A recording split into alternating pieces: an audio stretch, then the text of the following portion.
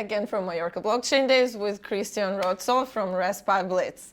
Happy 5th birthday to Raspiblitz. So how are you celebrating it right now? Oh, like just joining the conference and sharing kind of the joy with the community, because it really was a nice coincidence that the conference was exactly on yesterday on the date when we had the 5th birthday of the Raspiblitz project. So giving away Raspberry Pis? No. No. Everybody has it. So it just brought a nice kind of presentation, and I built a nice kind of video where you can see like on the GitHub, like last 5 years, like in fast motion, you can see people kind of working on the project. So it was kind of a birthday presentation here to show. Explain maybe to the viewers who don't know what is Raspiblitz and what exactly are you doing. You're doing Lightning on Raspberry Pi. Right? It's Lightning on Raspberry Pi. Yeah. So basically, a Bitcoin full node or the Raspiblitz is working on a Raspberry Pi, which is a small computer that's basically a full computer with a hard drive. So on there, 1 terabyte, and you can basically run the complete Bitcoin software on there and the complete Lightning software on there. And so you are basically complete set. So you're on eye level with everybody else in the network, in the peer-to-peer network, and you can run it really all by yourself from your home behind Tor in an unknown way. And it gathered quite a community over the last 5 years that people are contributing. It's an open source project, so it's for free. People work on it voluntary a lot, so in an open source way. And yeah, that's Can you mine with it, make money with it or something? I mean, the mining, it's not a miner. Okay. So it's a Bitcoin full node. You could use your miner. You can buy maybe a miner with it and maybe connect it if you're a little bit more technical. But basically, it's just a full node in the network, kind of making sure that basically you can manage your Bitcoin by your rules, and you check your rules by your full node that you run yourself on from the home, right? You could maybe make a little money from it when you use it as a Lightning routing node. So it can be even like when other people make Lightning payments, maybe they want to choose a route through your node, and then you can bill a little fee for that. Right. But it's not a way to get rich fast. So there are some people out there, I heard, that make some money out of it. But most people I hear more kind of learning, experiencing, and you pay a little bit mining fees here and there to open channels. To play around with the technology and understand how it works and everything. Okay. So after this 5-year milestone, where do you see yourself in the next 5 years? Yeah, I think we gathered quite a good community over the last 5 years, with almost 200 contributors.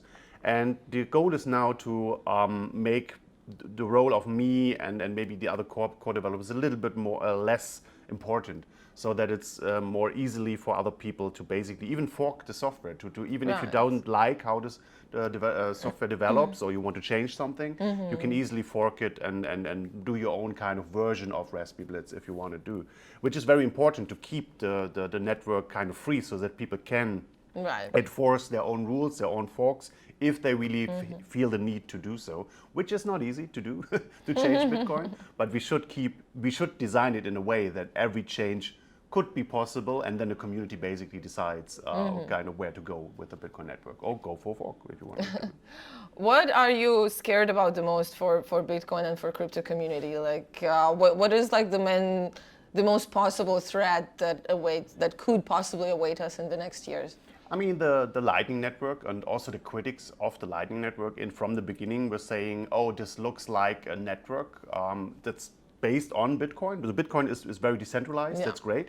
But Lightning itself, the Lightning nodes, the Lightning Network could decentralize around some big nodes. So basically everybody's just connected to maybe 12 big nodes or something, and they kind of do all the transactions. And this would be not a nice... This is not what we want, basically. So, but you can see it's working very efficiently if you just handle with an app, and that app is just connected to a merchant directly. That's super fast and super cool. But we want to keep it permissionless so that everybody can run their own node. And so the biggest danger there, at least, is to say that we keep those scaling solutions for Bitcoin to keep them as decentralized as possible. And to keep the tools available for people to do so, to train people to run the software.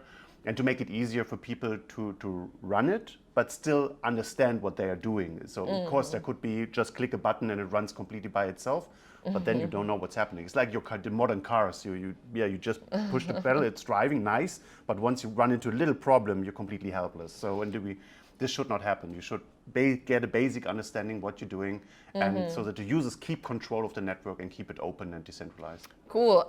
If the users want to start with Raspiblitz, where do they go? What do they purchase? Like, how do they start playing around? It's first of all, it's open source, so it's a free software. So that's you can just download it from our webpage, raspiblitz.org, and there's a link to the GitHub where you then you have those hardware tools, everything that you can buy from the website. There's too, right? a complete shopping list, so what parts to buy, basically, to put it together yourself. It's a do-it-yourself project, but there are also some stores around that offer you kind of a pre-packaged hardware package, so that you get everything assembled, and you can just start with the software, so to say, and concentrate on that. So that's a good starting point. Raspiblitz.org would be the website as a quick link, and there you find the link to the GitHub, and there you can be part of the kind of developing community, or you can then join. You find also on raspiblitz.org, you find the links to the Telegram groups.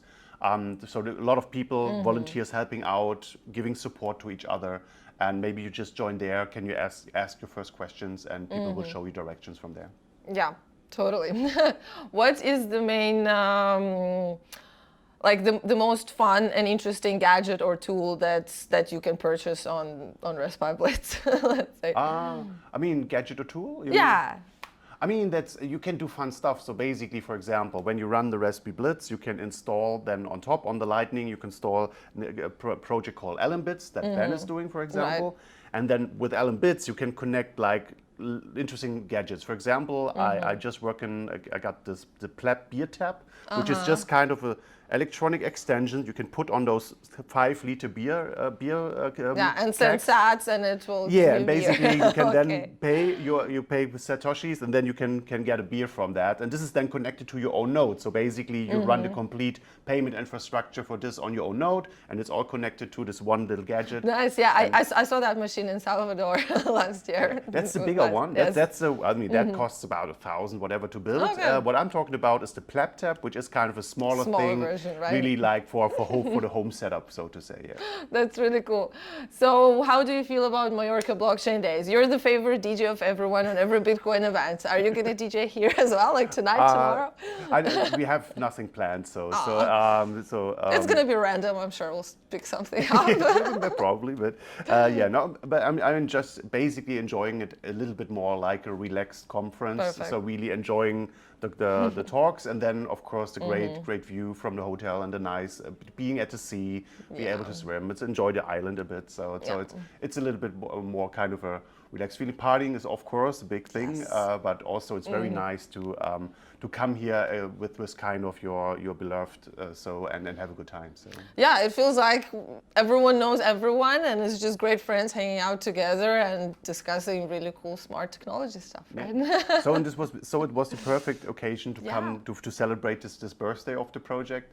Again, it was so nice. People were singing a birthday song yesterday. So. And the cake and the candles, everything. No cake, but we had a drink, like a celebration drink. We should fix that. So yeah, that was nice. Well, thank you so much, and have fun for the rest of the conference. Sure, thank you very much.